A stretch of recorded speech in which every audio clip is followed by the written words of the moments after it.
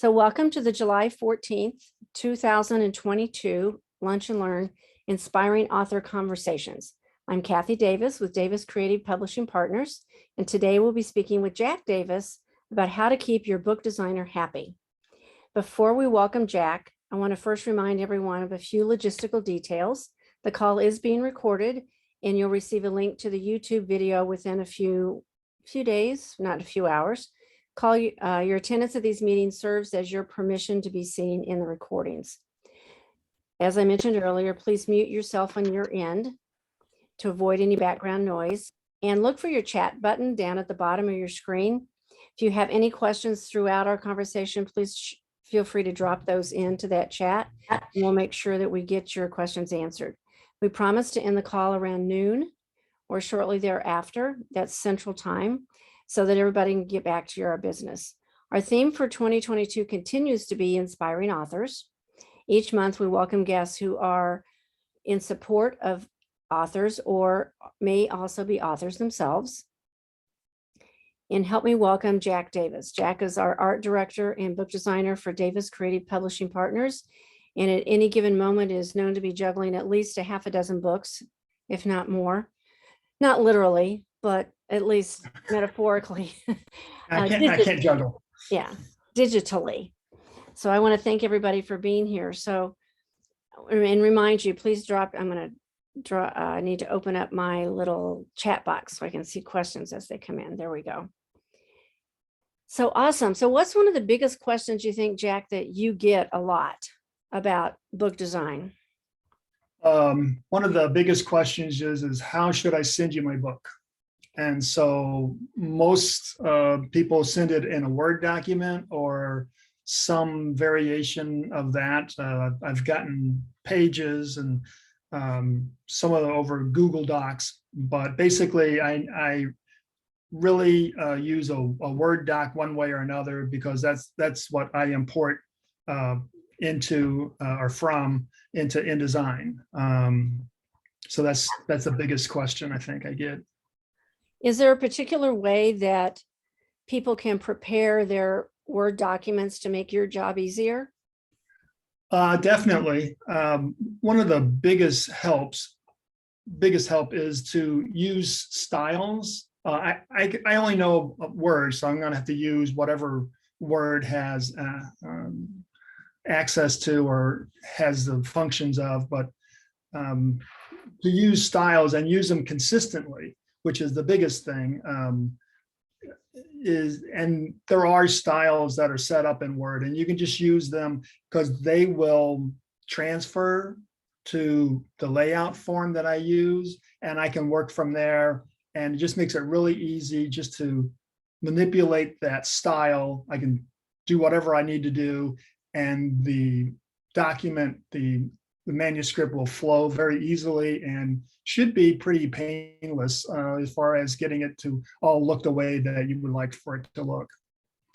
So if you're like me and I'm not all that tech savvy and I don't understand the whole style sheet thing, whether I'm working in Microsoft Word or another program, what do I do if that's not my comfort zone?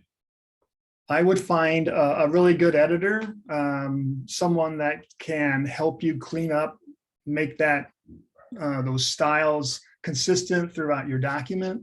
That would probably be the best way, because they should know how to use Word and be mindful of what really works best.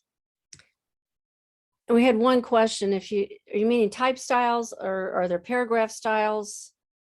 Yeah, actually in Word, they just call them styles, but I call them style sheets in my layout program. And so there's a whole laundry list there's a style panel in Word, and there's a whole laundry list of these styles.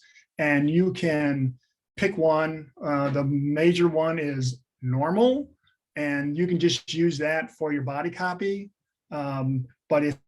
But then when you have like the chapter titles or subheads, you'll want to use a different style for those so that they break out differently. And then I can go in and just rework that style on my end and make it look the way we want it to look. And I think what we use it for the most is it's a way for the author to communicate what your priorities are. So if you want something to be a headline or something to be bold italic, go ahead and change that normal Times font, whatever you're using. And we prefer that you just use one font, like Right, Times or Calibri or something. Don't try and get creative, because we're pulling your document out of Word and putting it into InDesign, which is our publishing program. right, yeah, Yeah. yeah, And that made me think of I know most of the editors that we use are familiar with style sheets. So if you're looking for an editor and you don't want to do it yourself, just reach out to Jack or Julie or I, and we can refer you to one of the editors that we use quite a bit that we know is familiar with Microsoft Word and style sheets. right. The only caveat I would add, and we've only had this happen once in like 20 years, please don't send us your document in PowerPoint. We've had somebody do that so that each page was a separate paragraph, and that we got through it, but it was different. But Microsoft Word Publisher, and what was the other one that you mentioned? Oh, Pages. Pages, or even Google Docs. Yeah, those are all great. Do we work with Scrivener? As I recall, Trish, Scrivener allows you to download it as a document. Yeah, so you can download it out of Scrivener or save it as Microsoft Word and then just send us that file. Yeah, as I recall.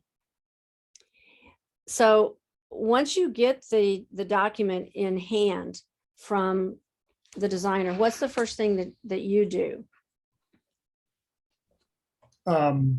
So what I will do is that I will take the document and I will dump it into the layout of what I normally do is that I've already done sample chapter for style so that you know what it's going to look like, how big the type will be, what the chapter heads will look like, all those sorts of things. And I will just take the completed document and I will run it all the way through, let all the type flow, and then go back and start making page breaks for chapters and reformatting the text to the styles that we've already agreed on.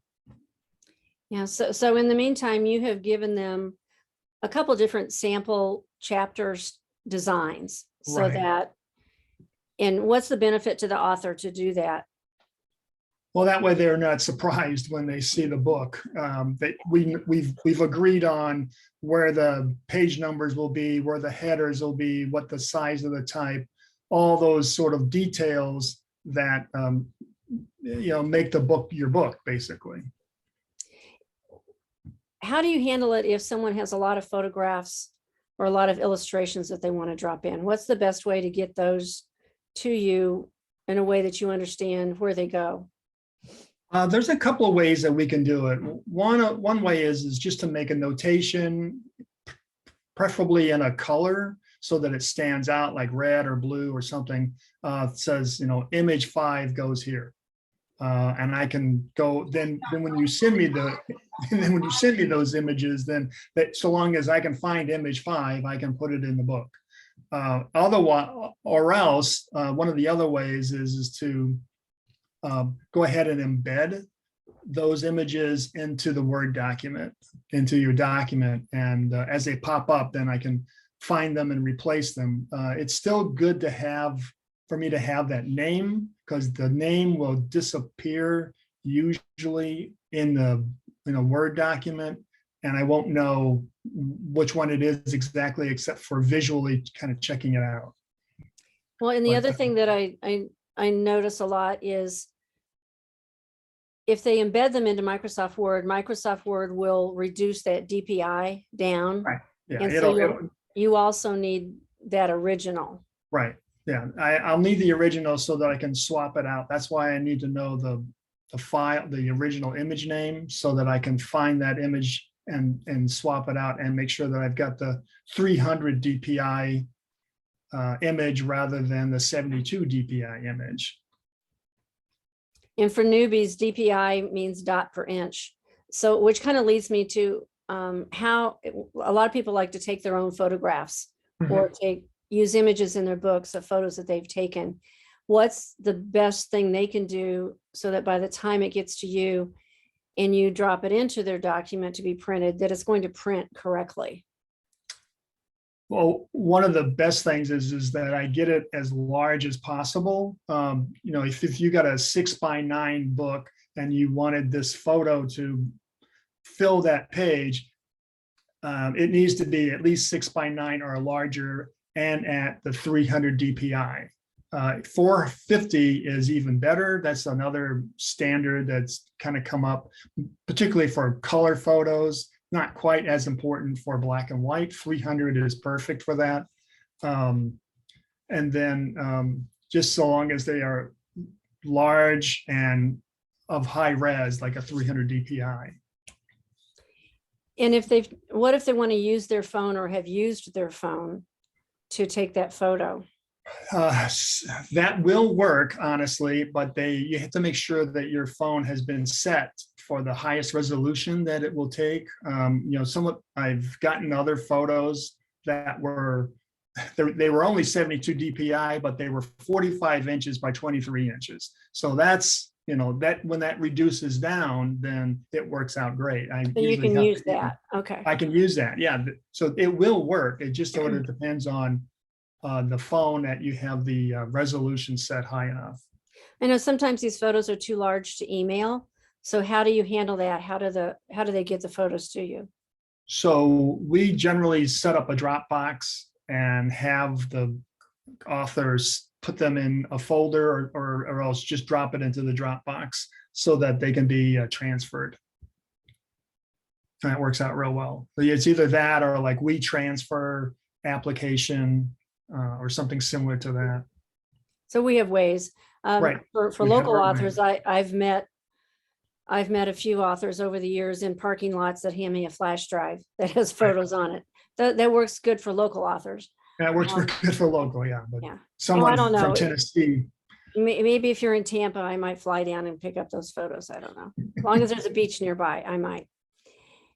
Now, occasionally we'll get a photo. I remember this several years ago. Someone said, "Oh yeah, I found this on the internet and I just took a screenshot."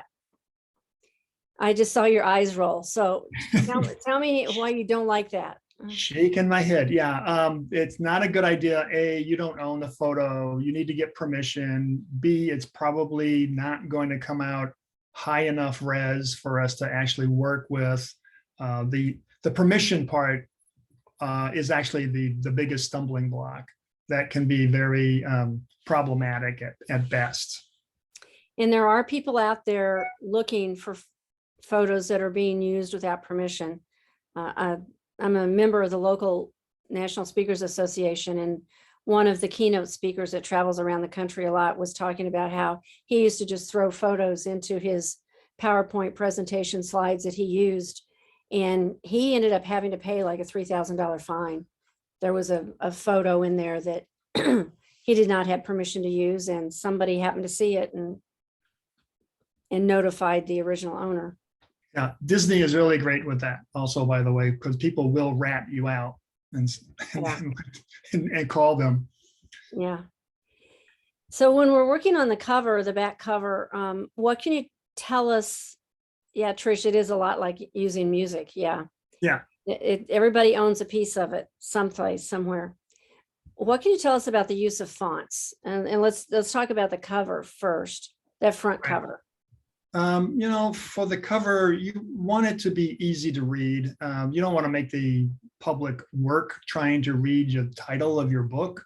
So you try and get it, you know, large enough, particularly for like the Amazon posting, because on Amazon, you see it's about the size of a stamp. And so you want to make sure that people can actually see and kind of make it out, even at that size. And then you just want to make sure also that you've got a good contrast in your colors and how you've handled the type, so that again, it's easy to read and that they stand out well.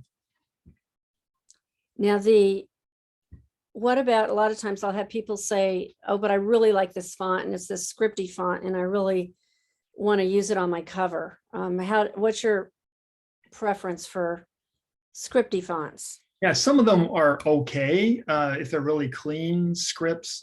If they get really fanciful, it becomes hard to read. And if it's, I guess the thing is that you just have to be careful how you use those. I mean, it can be done, but for the most part, we'd probably try to avoid those just for readability.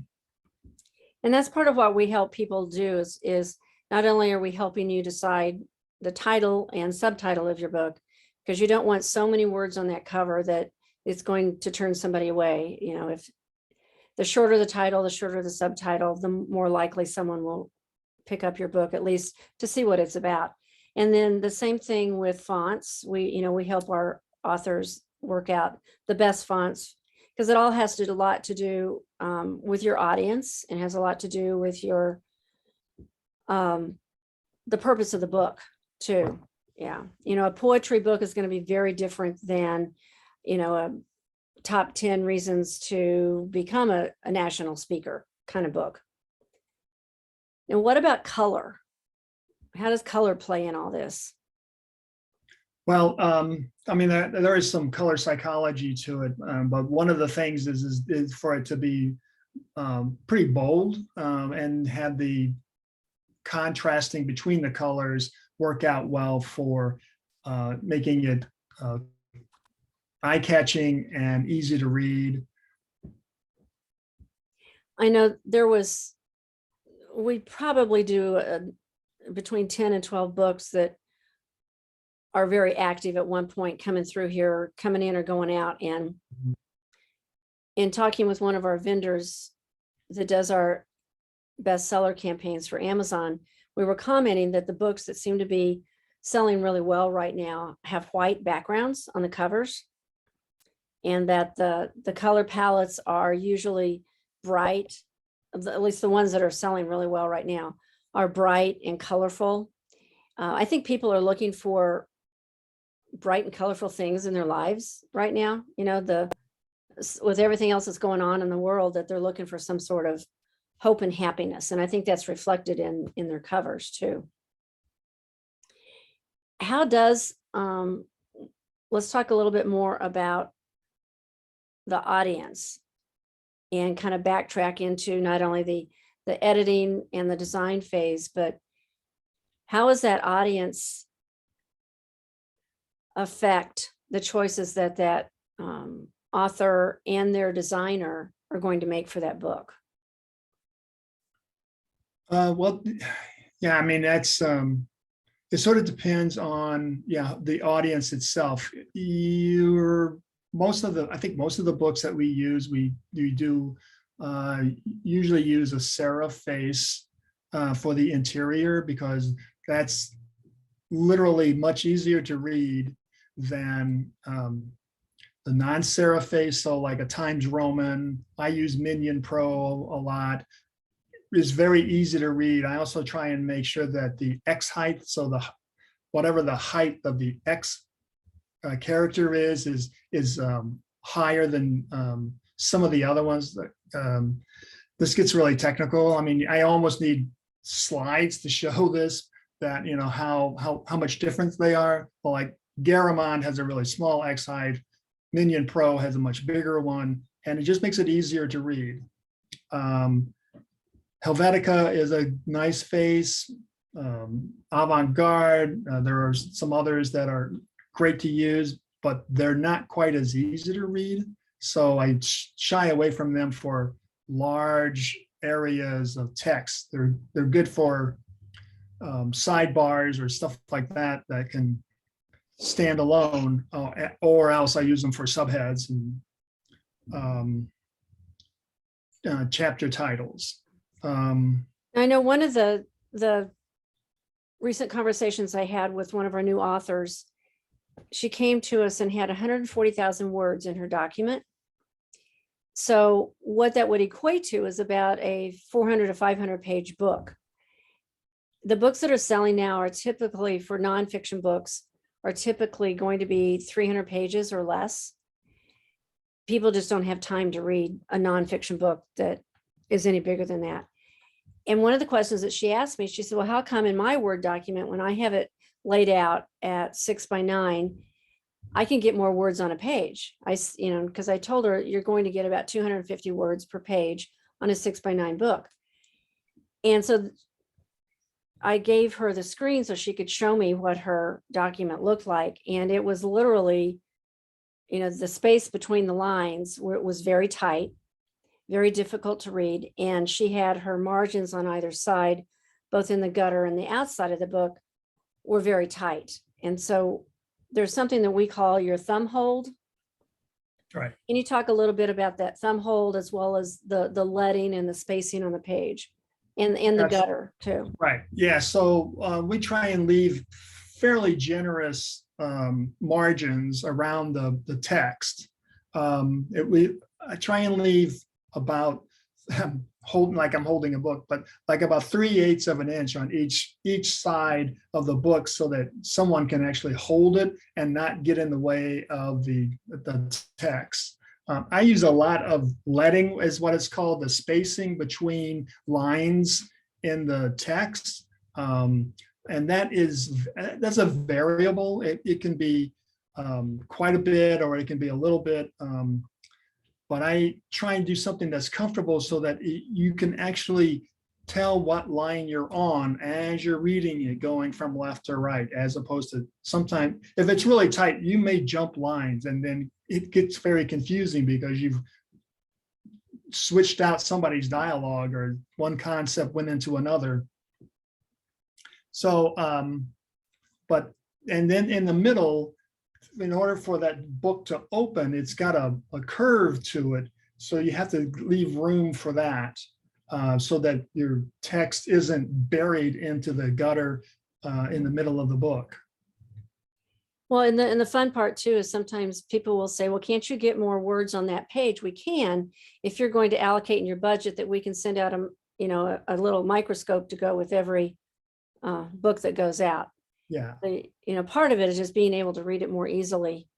The other question that we get a lot, and I tend to rely upon you to help with by the time it gets to you, are the concept of, should I use endnotes or footnotes when I'm developing, and what's the difference, and what is typically used now? So it has gone both ways. So endnotes are at the end of a chapter, whereas footnotes are at the bottom of the page for each reference on that page. Sometimes that can be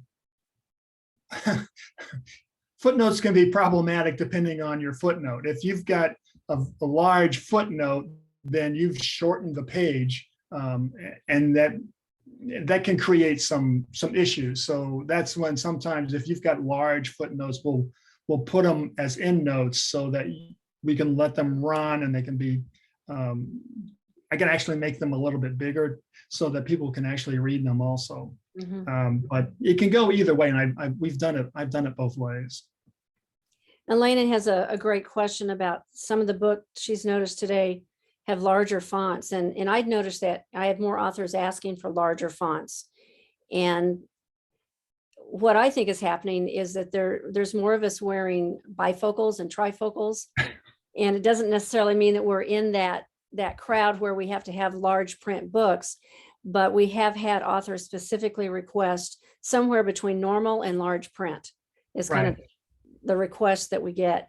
And I think also having that extra air and the leading, the space between the lines, also makes it an easier read. There was, it might have been Amazon, or else it was Barnes and Noble Nook, that did a short article about how there's a way that they can monitor what size of font you're using when you're reading your book. So if you don't think they're watching, they're watching. And they noticed that people were picking the larger fonts on the electronic books. And so there is a trend. Yeah, who knows how they do that. Oh, thank you, Karen. They can be read on the beach. I'm guessing that's on the beach, right? Yeah. On the ink. Yeah, that's okay. That's awesome. Thank you. Yeah, so there's even for those of us not necessarily was it eye challenged, I think it makes for a more comfortable read. Yeah. Yeah. So before we move on, I just want to make sure if anybody else has any questions, feel free to go ahead and either raise your hand through the reaction option down below, type it into the chat, or just unmute yourself and jump in. There's a small enough group today that we can do that. So Trish, I had asked about the ideal settings. It was sort of belated in terms of the Word document that we would send to you.